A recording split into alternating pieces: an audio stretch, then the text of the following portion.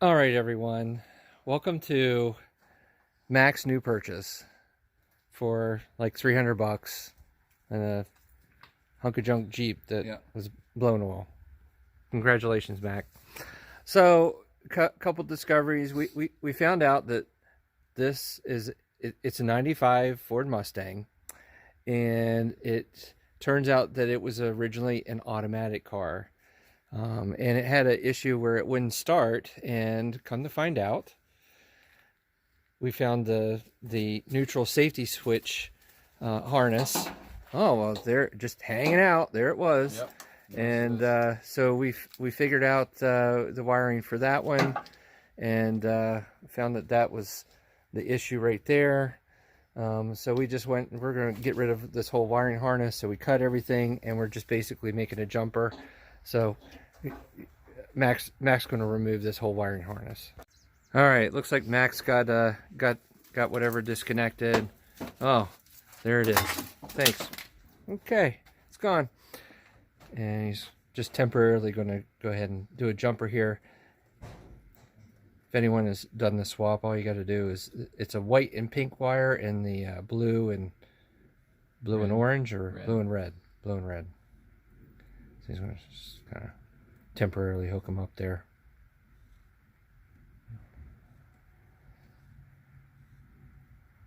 All right.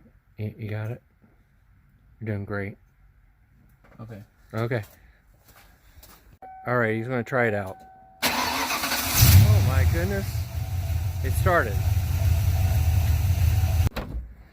Couple other things that we found out. So in 95, it was right before they switched over to EEC4, or I'm sorry, to OBD2. So there's actually an OBD2 connector up underneath of there, but it doesn't work. It does work for the V6 models, but in 95 it did not work for the 5-liter models. So there's actually a connector up underneath of here, and we just hooked up the old connector. There it is. So that's where you can get your EEC4 test and all that. This will do EEC4 and OBD2 and all kinds of stuff. But anyway, that's where you're going to find your connector on the 95 for the 5-liter version.